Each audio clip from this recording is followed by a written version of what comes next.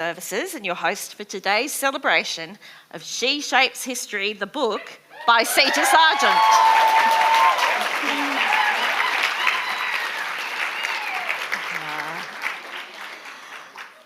Now, the library sits and She Shapes History walks on the lands of the Ngunnawal and Ngambri people. I pay my respects to the traditional owners and custodians of the land, and through them, I pay my respect to all Aboriginal and Torres Strait Islanders. Now, as we start, I'm going to ask you to turn your mobile phones to silent while I tell you a little story. I want to take you back to Wednesday, the 7th of April, 2021. The pandemic is in full swing, although some restrictions have eased in the ACT. It's World Health Day. And in the US, can you believe it, it's National Walking Day. But on this day, our Ask a Librarian service received the following message. To the team at the National Library, we're reaching out to you about partnering with the NLA as we're currently in the process of establishing a women-led tourism business called She Shapes History. Our first walking tour, She Shaped a Nation, highlights the subtle and innovative methods women have used to shape history, acknowledges the individuals, communities and institutions that supported women to do so, and recognises their enduring legacy on Australian culture and society. We're hoping to kick off our tours in the Parliamentary Triangle during June, and would love for the tour to include a visit to the National Library. Please join me in welcoming one of the authors of that message, the founder of She Shapes History, and now the author of She Shapes History, the book, Seeta Sargent.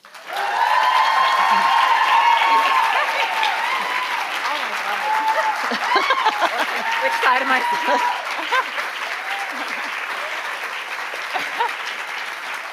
Oh my God.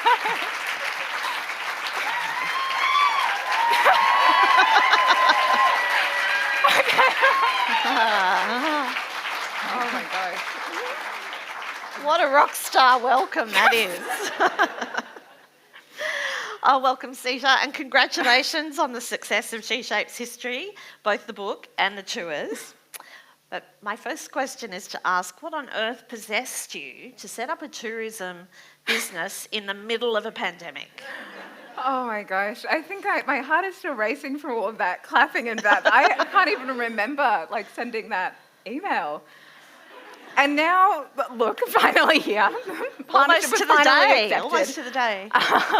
Yeah, so I ended up back in Canberra after a few years of not living here, and I started diving into Australian history for the first time in my life. And I just had this moment where I was like, gosh, this is so much more interesting than anyone told me.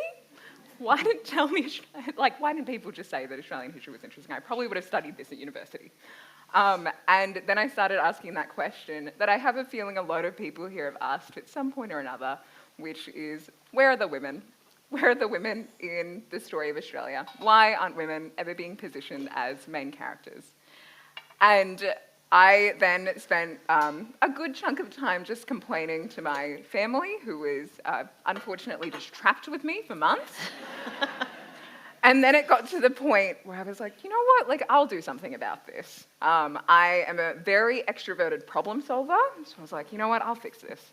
So I ended up kind of catching up with a friend who was having a very similar sort of process, and we decided on a whim to just start running a weekly walking tour. And neither of us had any experience in tourism or really in Australian history, but we're just very, I would say, audacious and confident people who are like, you know what, no one else is doing it.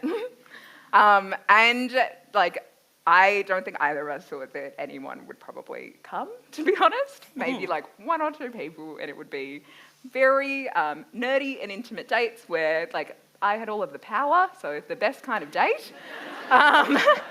But it just completely kind of blew up, and 4 years on. Well, yeah, 4 years on. Gosh, we're in 2025. And now we're here with the actual book. When did you know that this crazy idea was going to work? Was there a point where you went, yeah, I'm onto something? Or I think that the thing that made me go, I really think that there's something here that could be big, was actually when Megan, the publisher who's sitting front row, sent me an email, and I actually initially thought that Megan's email was a scam. So I want to start by saying that Hardy Grant Explorer is a real publishing house. This is... You'll start seeing them places. They're the little dog. I am not someone who's in the world of publishing, and Hardy Grant Explorer sounds a bit fake. And Megan's email sounded really fake. She was essentially like, we've seen your tours online and think this would make a great book. Are you interested in having a chat? And no one emails you saying, would you like to write a book? That's an unreal thing to happen. And she didn't include any references or sources or going, these are the books that we've done in the past. So it took me a little bit before I actually Googled Hardy Grant Explorer, and then I had this moment where I was like, holy shit, this is an actual publishing house. And ended up very soon after that kind of responding back, and then Hardy Grant and Megan responded very quickly and ended up having a chat. And I think that that was one of the moments where I was like, okay, there's something bigger here. And then during end of 2023, I ended up quitting my very well-paid full-time job and taking off and using my advance money to buy a Subaru Forester and rooftop tent. And then I thought, which I have heard that no other authors have done in Hardy Grant Explorer, and I understand why. That was a choice. And so I then ended up spending 6 months just very chaotically driving around Australia. And I think it was while I was driving around and just seeing and digging up all of these really, really incredible and unexpected and very Australian stories of women who have shaped history, and not seeing them being recognised and respected in anywhere that wasn't Cooper Pedy. And I was like, someone needs to do something. And I think that was the thing that made me go, okay, this isn't just a Canberra thing, I want to make it big, this is going to be something huge. And then I really think that it's been the reception to this book that I've gone, okay, there's obviously an appetite here. People are interested in this. So I feel like I'm still having those moments where I'm like, oh my God, I think this could be something. I thought it was really interesting that in that email that Ask a Librarian inquiry that you sent us, you actually had a little tagline about telling diverse stories to reshape our futures and imagining a diverse future. Is that the underlying driver? Are the tours and the book the Trojan horse for changing Australia? Oh, of course. I feel like if that's not obvious, goodness gracious. Yeah, I think that tourism is really underrated as a method for creating change. I really think it is. And because at the end of the day, it is Tourism Australia, it is Visit Canberra, it's people like me who are saying this is who Australia is. We are the ones who are defining what Australia looks like on the national stage, on the international stage. And I think that if you want to have a different story of Australia, you need to be doing that in part through tourism. You need to be making it accessible and engaging to a really, really wide audience and just pitching a different story. So I think that tourism has been a bit of a Trojan horse for just sharing a different story about what it means to be an Australian. And I think that if we go back and we say, the Australia that you think existed is not actually true, that's not a full version of our history, you can start to reimagine what tomorrow would look like and what it means to be an Australian today. I always say that one of the most profoundly unexpected things that came out of the pandemic and that has come out of running these tours is I feel so much prouder of being an Australian, and I feel really distinctly Australian as well. I did not feel that way before. I feel like there's so many young people and people in their 20s particularly who have a bit of a cultural cringe when it comes to saying they're Australian. And I definitely felt that way. But diving into these stories, these histories, and just seeing all the different kinds of women who have shaped Australia and in the really different and diverse ways has made me feel a lot more, I think, proud of being an Australian. like, obviously there are a lot of shit things about being an Australian, but I think that there's a lot of, like, really good things as well that I'm very proud of. Who was the first woman that excited your imagination for these tours? Was there one woman that really stood out and you went, I've got to tell her story? Yeah, and it's still a story that I tell all the time. So there's probably, I'd say, like, a lot of people in this audience who have heard this story before. But it is the story of Fanny Finch, and she is the very first known woman in Australia to have voted. So she voted in 1856, and for those of you who are women's history nerds, which is hopefully a few of you, that was about half a century before women kind of gained the right to vote at the federal level.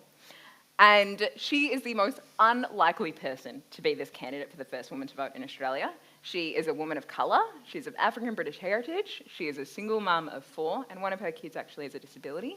And then on top of that, she's living in regional Victoria, she's in Castlemaine. And when I kind of found this out, I was like, how on earth did this woman become the very first woman to vote in Australia? Like, that is not the picture of Australian suffrage that you see, which is a well-educated, kind of, quite beautiful white woman. I think about photos of, like, Vita Goldstein. I was like, this is not fitting the picture. And the whole reason why Fanny Finch was able to vote was because she had left a really abusive husband, crossed the border from South Australia to regional Victoria. She had started a business in order to support her family and her kids. And she'd become kind of like just this beloved character and figure around town. And then there was this really dodgy guy, though, as there sometimes is in the story of Australia.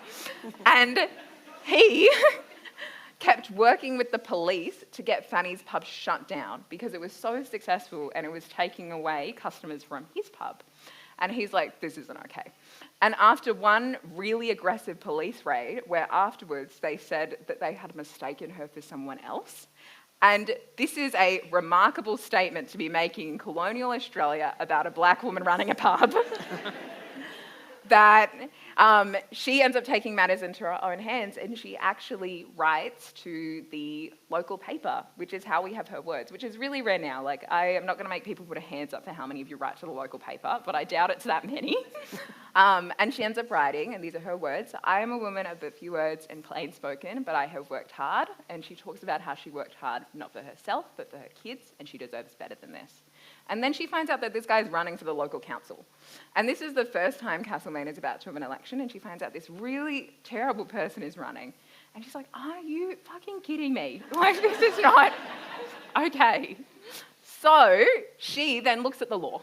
And the law says if you are a person who pays your rates or bears a miner's license, you can vote. So through this loophole in the law that assumed that women would never, like single women, would never run their own business and therefore their names would be on the rates, Fanny Finch was able to write herself into history as the very first woman in this country to vote. And yeah! And I remember just reading that story for the first time, and I just thought, why wasn't I told this in school? Why wasn't this a story that I had heard?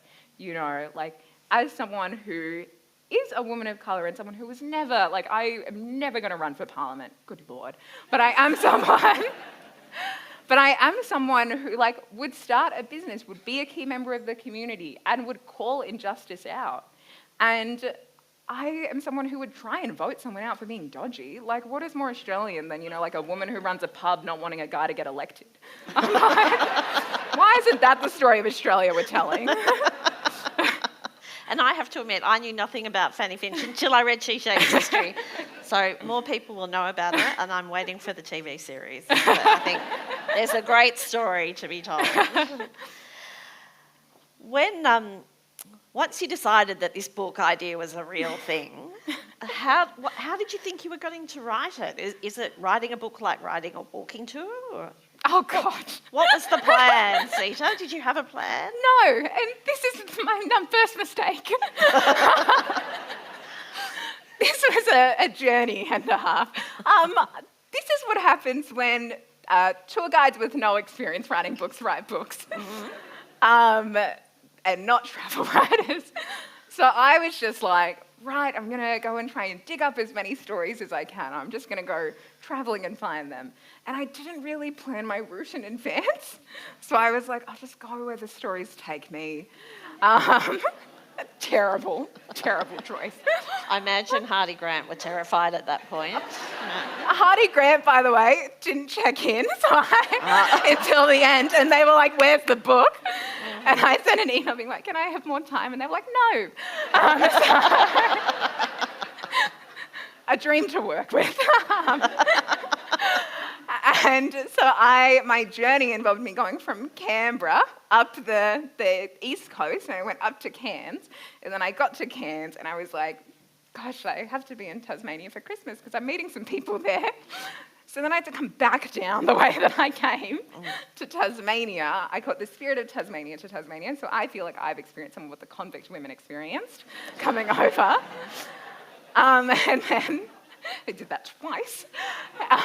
And then ended up kind of doing Victoria and over to South Australia. And then I was in South Australia, and I was expecting South Australia to just be, you know, like filled with women who had shaped history. I feel like South Australia really pushes themselves as being number one in the country for women's history. And I would say that they are in some instances. But like I was going to some towns and I was like, where are the women? Like I don't have enough time to be digging through the archives trying to find them.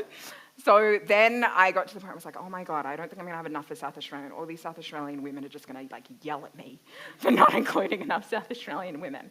So then I was like, you know what? People had been telling me there's a lot in Coober Pedy, and Coober Pedy was not on my original list. And I ended up then having to just duck up to Coober Pedy. And which I'm so glad that I did, because Coober Pedy is the only place in Australia I would give an A+ for recognising and respecting women's historical contributions. I know, you would never expect it. Yeah, this book should have been sponsored by the town of Coober Pedy. This is the best Visit Coober Pedy travel guidebook I think they're ever going to get. Genuinely. Walking tours in Coober Pedy, maybe. Yeah, it could happen. I don't know how many people we'd get, I will be honest with you.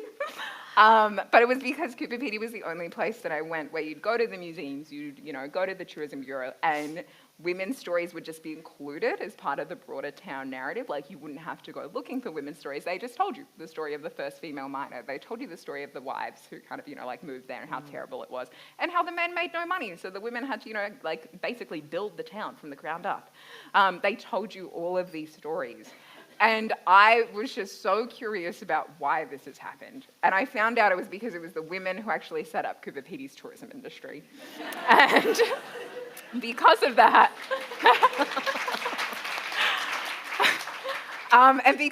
they made sure that women's stories and contributions were being told in a really full way. So you end up seeing this really full story of Coober Pedy that you don't really see elsewhere, which is remarkable to me, that Coober Pedy, the place where everyone lives underground and where you literally feel like you're entering into the apocalypse, is number one in the country for recognising women's historical contributions. So then I was Coober Pedy, then I was like, oh, I may as well just duck up to Alice while I'm here.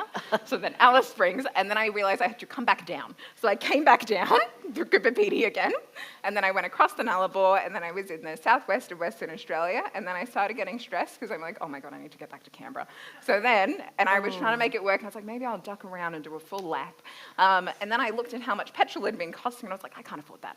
So then I had to cross the Nullarbor for a second time and come back home. So I would not recommend that route to anyone. Like, that was a terrible route. Just don't do that, and you'll have a great time travelling Australia. How was it sleeping in the back of your my rooftop tent? Your Forester. It was great. I don't know if I'll use it again, so if anyone wants to buy a rooftop tent, I'll give you a really good price. Just let me know afterwards. It's where history was shaped. I think the price has just doubled now with that. I really enjoyed it. It was much more comfortable than I expected. It meant that I didn't have to pay for camping very often because you could just go into a weird bush area and camp for free, which I don't know was legal all the time.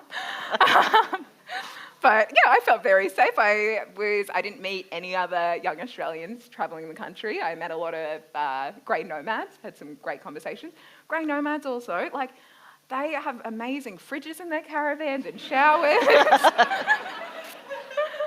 I got a surprising amount of free steak dinners at campgrounds from great nomads, so I will be very grateful for that, always. Did you tell them what you were doing? And was Yeah. that the icebreaker? I think the icebreaker, I don't even know what the icebreaker was. I had a lot of different icebreakers. Maybe be like, watch out in case I get murdered.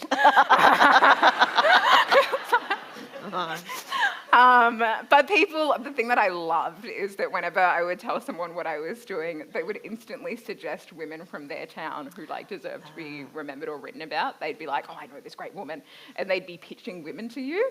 And like, I love that. Like, I absolutely love that no matter where you go or no matter like what conversation you have with someone, you could be the middle of like Kalgoorlie in a pub and you ask someone and you're like, are there any women that you know who have shaped history? People will be able to name names. And I think that we kind of forget that sometimes, that like when you just ask someone point blank, do you know any women who have shaped history?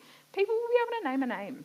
And I think it really made me, again, feel like really proud to be an Australian, that there were so many women I was hearing about that I did not write about because I could not verify any sources a lot of the time that had shaped history in their local communities. So how did you go about that selection process? Because you've included 250 women, and I think you've been to nearly 30 places and recounted those stories in the book and on the maps in the book, which are gorgeous. How did you work out who to include? How did you fill in the gaps in their stories? How did you go from a name in the pub to someone who you wanted to feature? Oh gosh, there was an interesting journey again. So I went to I had less than a week in each place. So it was very fast and dirty research. And I was really just kind of, like standing on the shoulders of like all of these incredible local historians and, people who have written the PhDs and people who have done all of this heavy lifting and diving in and going, okay, who are the women who are representative of this town, who if I kind of include them, it'll tell a good story of this place. So it was just looking for women who were kind of interesting, a bit diverse, like someone who, I think just women who were interesting. But because I don't have that many women in the end, it was looking for women who, by picking them, it was telling a full story of a place. And I really want people to be able to kind of read this and read a chapter, particularly for the ones where I did like a full walking tour route, that you would come away feeling like, oh, I know the story of, Melbourne. I know the story of Hobart. You might not know heaps and heaps about it, but like, I have a good feel for what happened here and some of the key moments. So it's kind of like the story of Australia, but told through the perspective of women. That's kind of what I was aiming for. But I had a lot more women. That, I'm not going to name names or point, but there's 2 people in the front who cut them.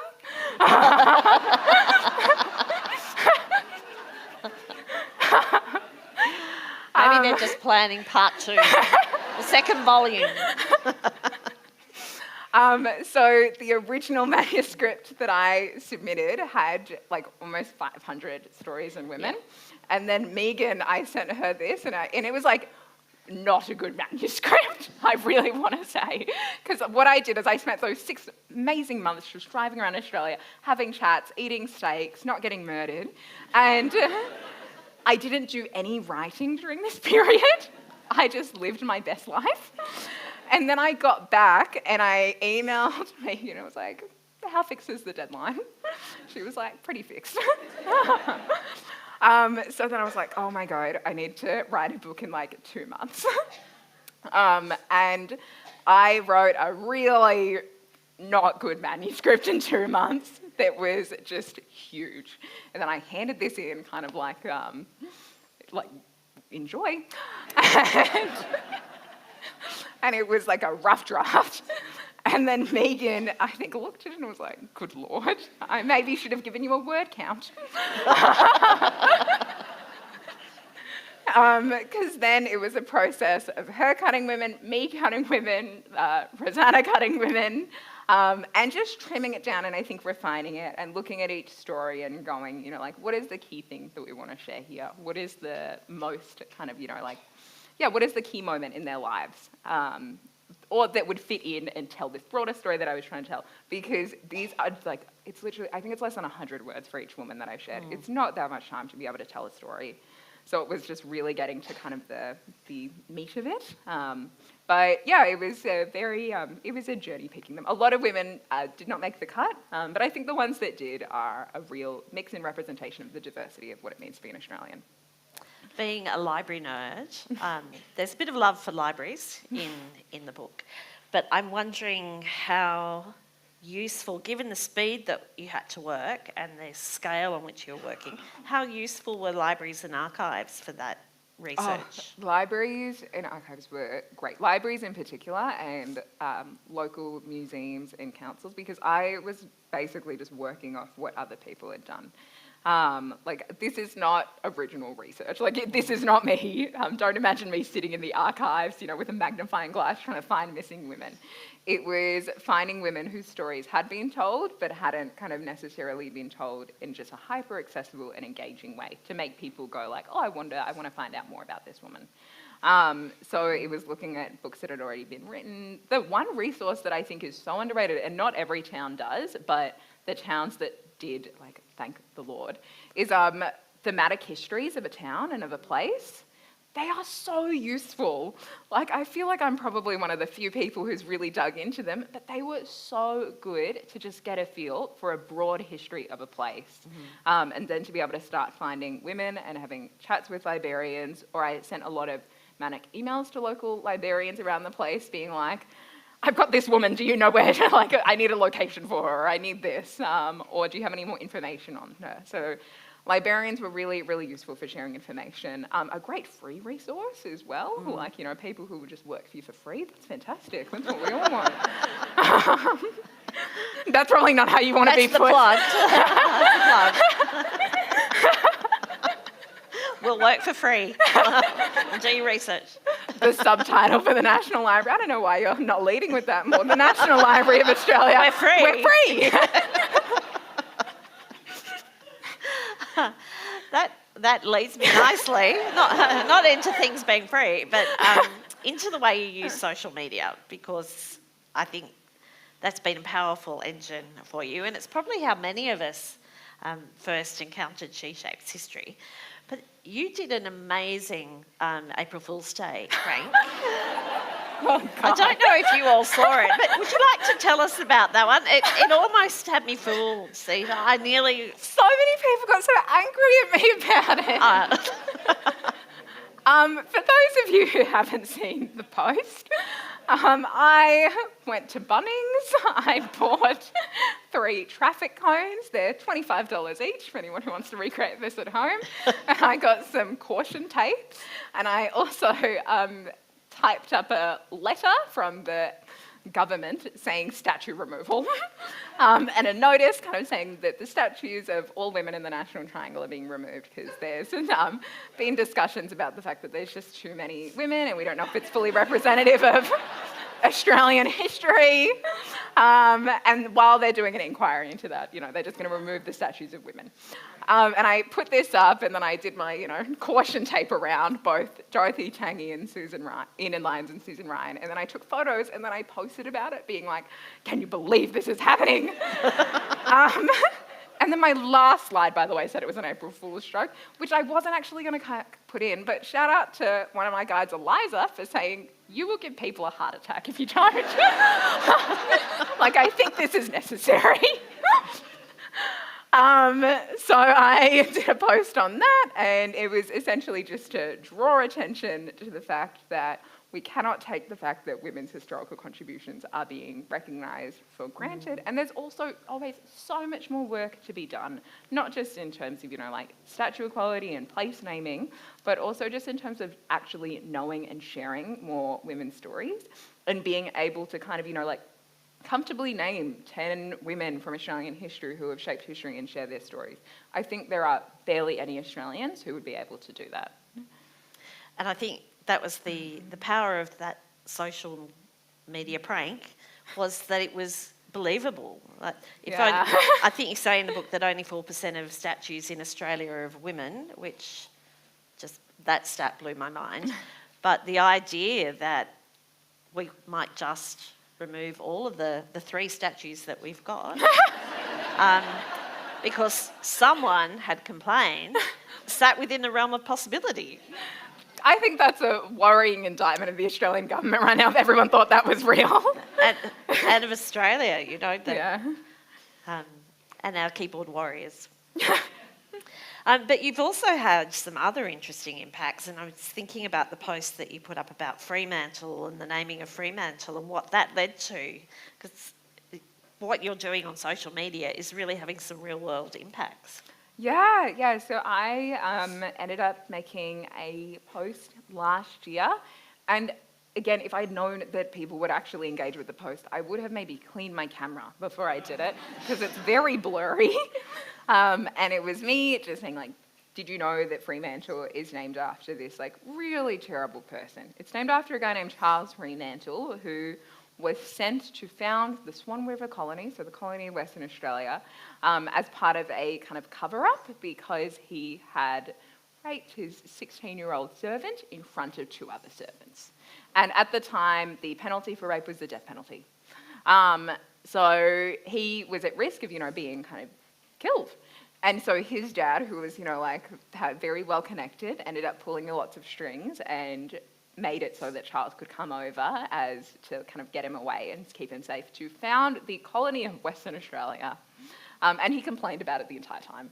He's like, this is terrible. Why are they doing this to me? Like, how dare they? He hated it while he was here. And he got a place named after him. And I just thought, we are kind of slowly but surely having this conversation about who gets to be remembered in Australian history. And I think that as part of that, we should be having a conversation about, who have we remembered? What stories have we remembered? And what stories have we said, this is representative of who we are. This is whose name we want to keep alive. I made that post, and then Hannah, the mayor of Fremantle, saw it. I think a lot of people sent it to her.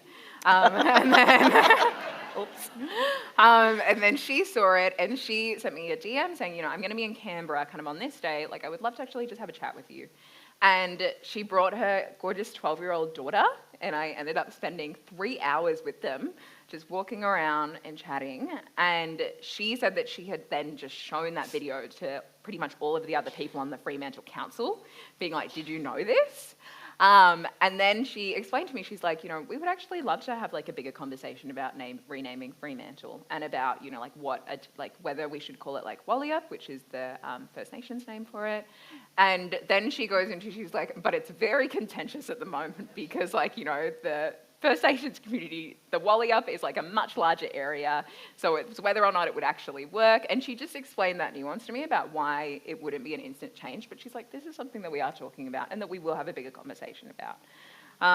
So I think that, and I don't think that post was it was 20,000 views, so it wasn't crazy shared, but I think that it just resonated with people and it gets in front of the right person.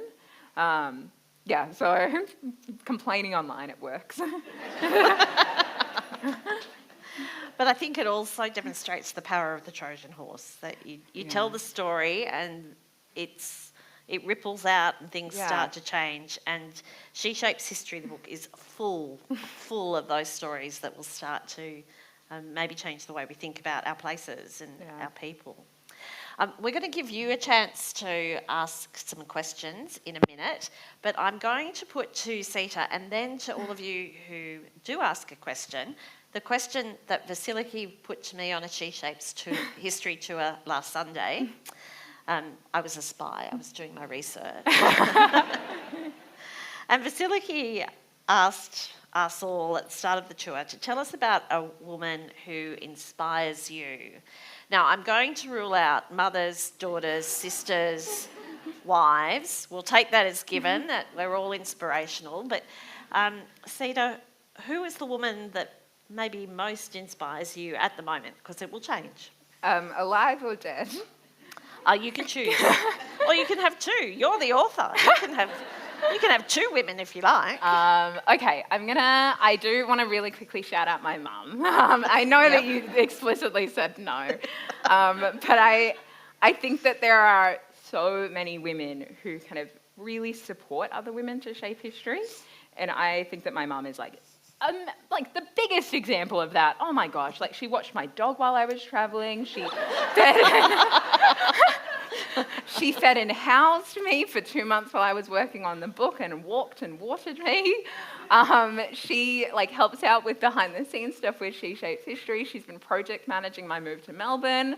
She just I am so grateful for her every day, and I wanted to just shout her out because I really don't think that I would be able to shape history without her. I also call her twice a day, which is too much. Yeah.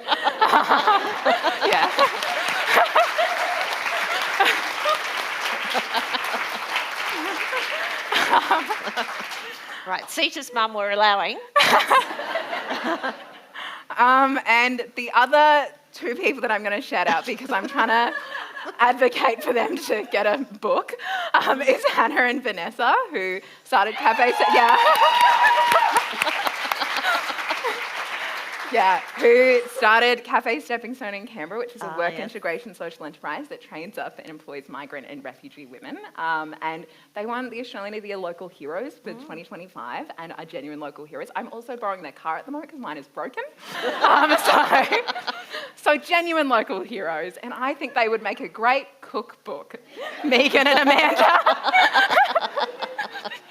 And if you think so too, Megan and Amanda are sitting up the front.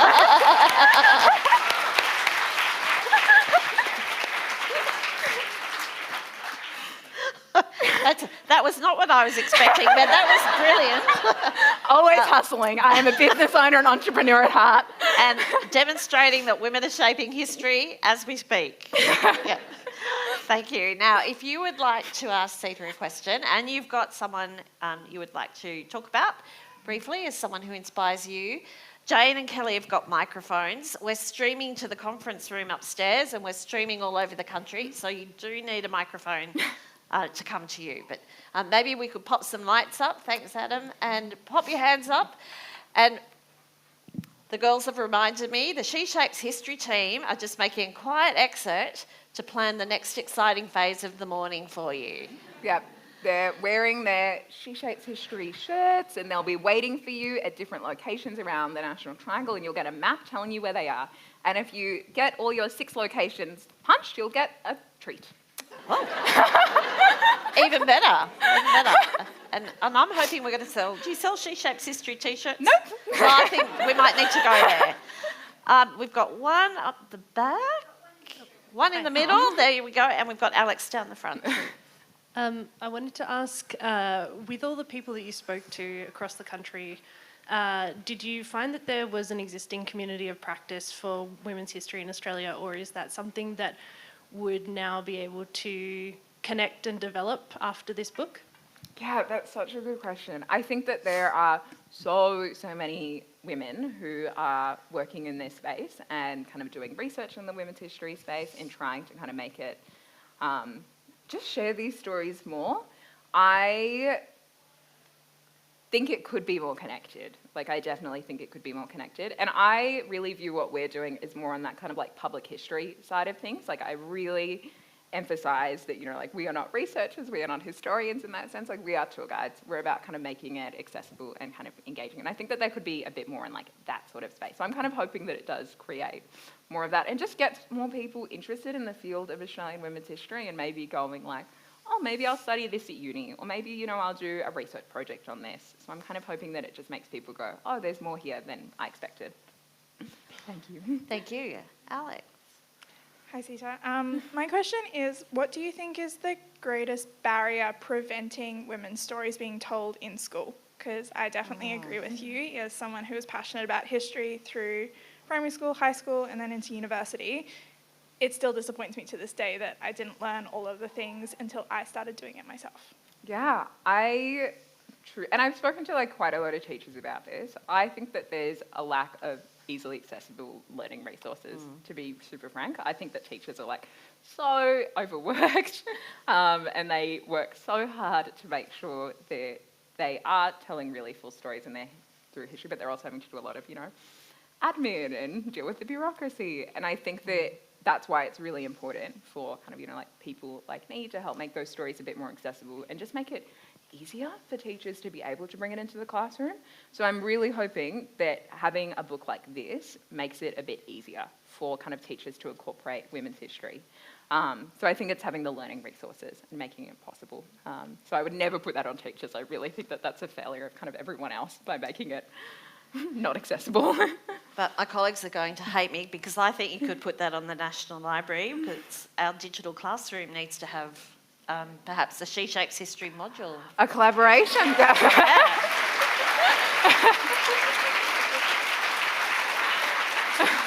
And on Monday morning, I'll be apologising to the education team because they don't have that in their work plan yet. We've got a question down here. Jane, can you whip the microphone over you closest? And I haven't heard about any women that you inspire you yet, so I'm putting it on you. Oh dear. What's next for She Shapes History, the tour company? And are you going to go overseas? What are you going to do? What a Dorothy Dixer of a question. It's a very big question. So we are scaling. So doing the research for this and traveling around just really highlighted for me just how much of a absence there was for, I just think really, the sort of historical experiences that do engage a wide audience and share these sorts of stories. And it made me go, okay, I want, She Shapes History could be everywhere. So I want to scale She Shapes History up. We're going to be launching tours in Sydney end of May, and then in Melbourne end of June. And then hopefully elsewhere in Australia over the coming couple of years. And then I would love to grow overseas too. I think that this is the sort of thing that could so easily be everywhere. She Shapes History is it's universally true, no matter where you go. A global brand. A global brand. Global brand.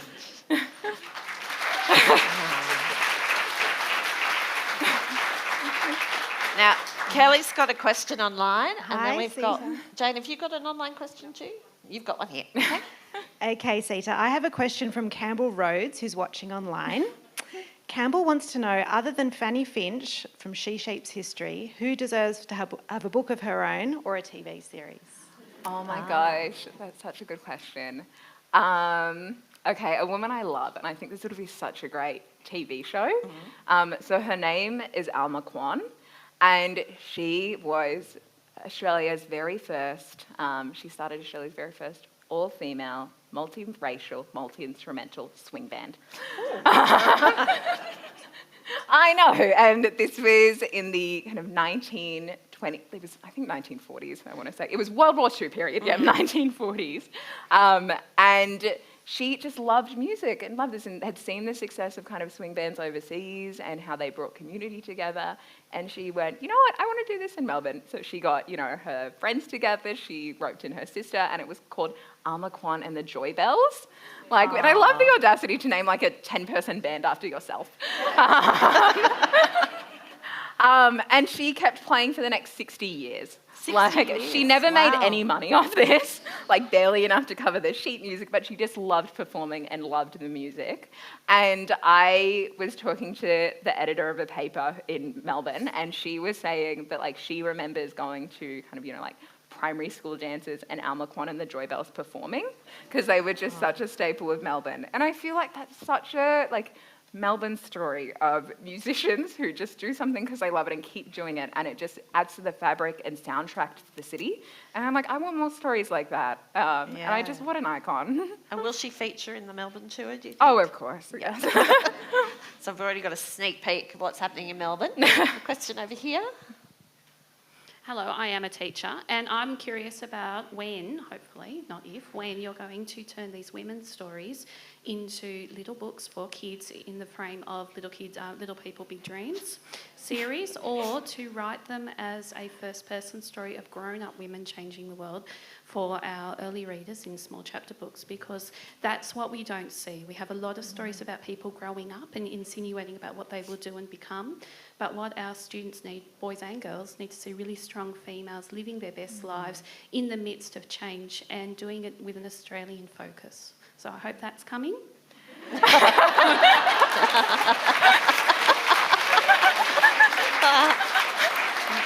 No pressure, Hardy Grant, no pressure at all.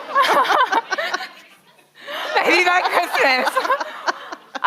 We were talking last night about turning this into a children's version, so getting an illustrator and making it just hyper accessible to younger people. But Amanda and Megan,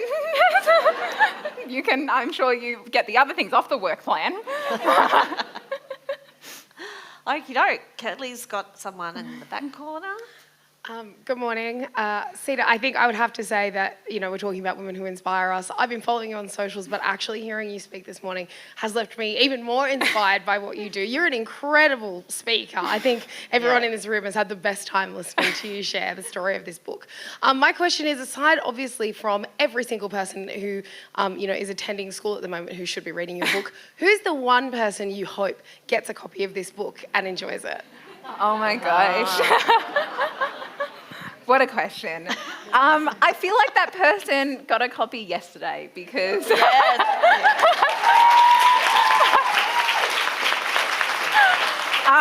those of you who are wondering why all the claps, I had the Governor-General of Australia reach out because... Yeah, I know.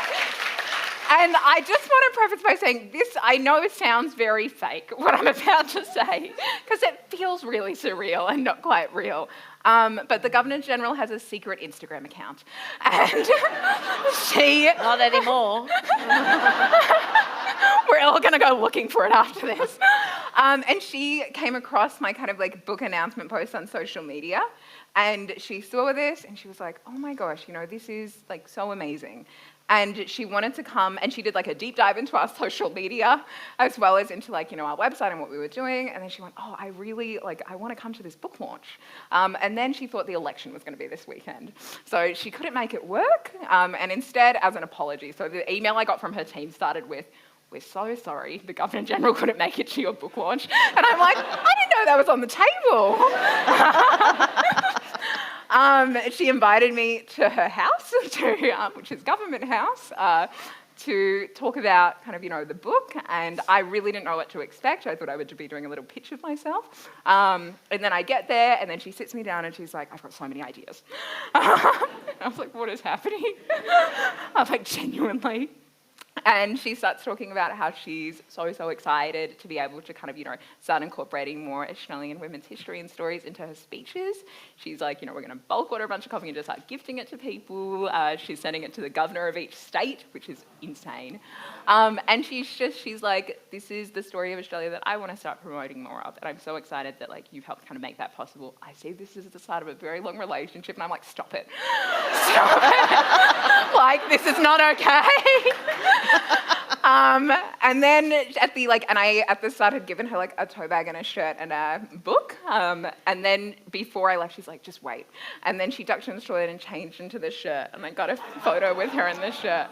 And she was like, this will look great with blazers. And I'm like, you need to stop it. I'm actually struggling.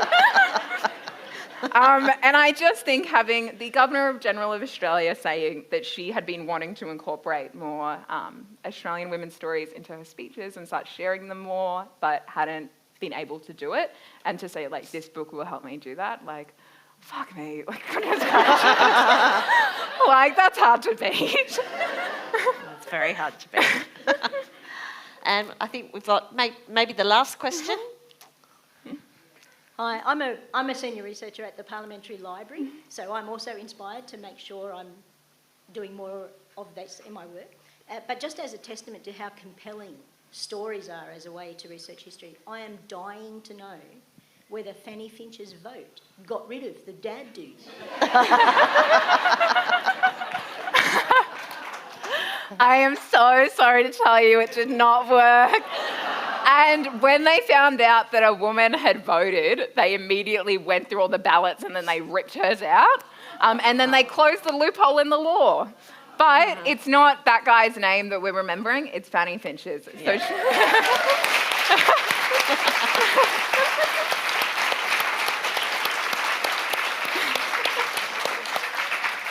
Thank you for your great questions. If you are thinking about ways that you can do more, there's a feast of things that you can do today. Sita, of course, will be signing books in the foyer, so you can buy a book and take it away and read it and plan your own walking tours. You can pick up a map. We have maps of walking tours in the Parliamentary Triangle, and the She Shapes History team are standing out there at key spots ready to tell you stories, so you can go for a walk today in the beautiful sunshine. But you can also do more. As Sita says at the end of the book, think about the women that you know, the women in your family, the women in your towns that you would like to know more about. Use your local library. I have to plug the National Library's collection and Trove as a great way to start finding out those stories and start telling people about the women that you know. But for now, the first thing we have to do is thank Sita for She Shapes History and the book. Congratulations. Oh my God. Oh gosh.